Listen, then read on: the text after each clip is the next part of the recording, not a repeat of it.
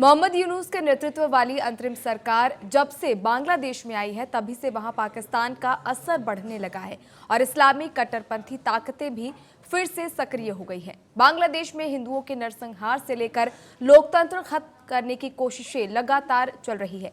इसी बीच यूनूस ने बर्बादी की तरफ एक और कदम बढ़ाते हुए पाकिस्तान के साथ हाथ मिलाना शुरू कर दिया है। दोनों देशों के बीच कई तरह के समझौते चल रहे हैं और खुलेआम भारत के खिलाफ प्लानिंग भी की जा रही है।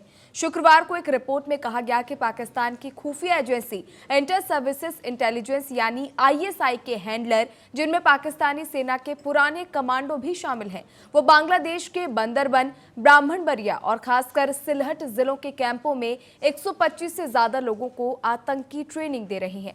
इस प्रकार पाकिस्तान न सिर्फ नशीली दवाओं की तस्करी में बांग्लादेश की जमीन का उपयोग कर रहा है, बल्कि इसे भारत के खिलाफ आतंकवादी गतिविधियों के लिए भी हथियार बना रहा है। आज हुंकार में इसी अहम मुद्दे पर विस्तार से चर्चा करेंगे, लेकिन हुंकार की शुरुआत करेंगे बड़े सवालों के साथ। पहला सवाल, क्या बांग्लादेश की नई अंतरिम सरकार भारत बांग्लादेश भरोसे को कमजोर कर रही है? दूसरा सवाल, पाकिस्तान बांग्लादेश के बीच जो साठगांठ चल रही है वो भारत के लिए कितनी खतरनाक है, ये समझना बहुत अहम है। तीसरा और अहम सवाल, अगर पाकिस्तान बांग्लादेश के रास्ते आतंक बढ़ाने की कोशिश कर रहा है तो अब भारत का क्या रुख होने वाला है, भारत की नीति किस तरह से मुड़ने वाली है, ये जानना सबसे ज्यादा जरूरी है। और इन्हीं सवालों के साथ चर्चा की शुरुआत करेंगे, मेहमानों के रुख करेंगे जो इस चर्चा में हमारे साथ जुड़ चुके हैं। हमारे साथ विजेंद्र कुमार सिंह जी जुड़ चुके हैं, फॉरेन एक्सपर्ट हैं, बहुत स्वागत है आपका टीएनपी न्यूज़ पर। कमांडर डॉक्टर भूषण दीवान जी जुड़ चुके हैं रक्षा विशेषज्ञ के तौर पर, बहुत स्वागत है आपका टीएनपी न्यूज़ पर। और राकेश कौल जी हमारे साथ जुड़ चुके हैं, वरिष्ठ पत्रकार, बहुत स्वागत है राकेश जी आपका।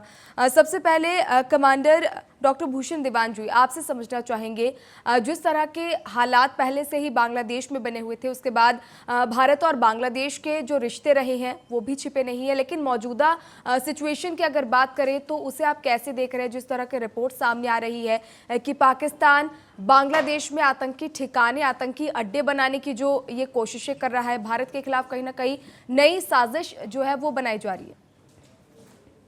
यूनस जो कि अमेरिका का पिट्ठू है कोमल जी, और अब 84 साल उसकी उम्र है।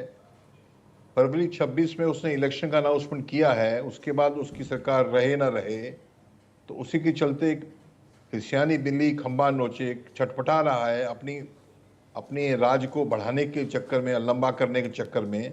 और जो काम कर रहा है आईएसआई से मिलके टेरर का नेटवर्क खड़ा कर रहा है। पाकिस्तान भी टेरर के नेटवर्क से भुगत रहा है, कभी उनको टीटीपी तकलीफ देती है, कभी अफगान से तकलीफ मिलती है, पर उसको यूनुस को इस चीज़ की परवाह नहीं है। वो पावर की होड़ में अंधा हो रखा है। और जो ये काम कर रहा है भारत के बरखिलाफ आईएसआई के द्वारा, जो ऑपरेशन सिंदूर जिसका मुंह पाकिस्तान की तरफ था, जब बांग्लादेश की तरफ भी होगा तो बांग्लादेश में 2 कॉरिडोर बन जाएंगी, 2 चिकन नेक जो है उनकी गिर जाएंगी। एक तो रंगपुर कॉरिडोर, एक चिटागोंग जहाँ से त्रिपुरा से सीधे आ सकता है। रंगपुर कॉरिडोर गिरा तो हमारी जो सिलीगुड़ी की चिकन नेक है वो बढ़ जाएगी। ये खेल खेल रहा है, खतरे का खेल खेल रहा है। और आप देखिए जो जिया उल हक ने किया कई साल पहले जब राष्ट्रपति था, ये उग्रवादी ताकतों को आगे किया, बढ़ाया, एक लड़ाई, एक सोच समझी रणनीति के तहत आज तक पाकिस्तान भुगत रहा है उस चीज़ को, और बांग्लादेश भी उस राह पे चल रहा है।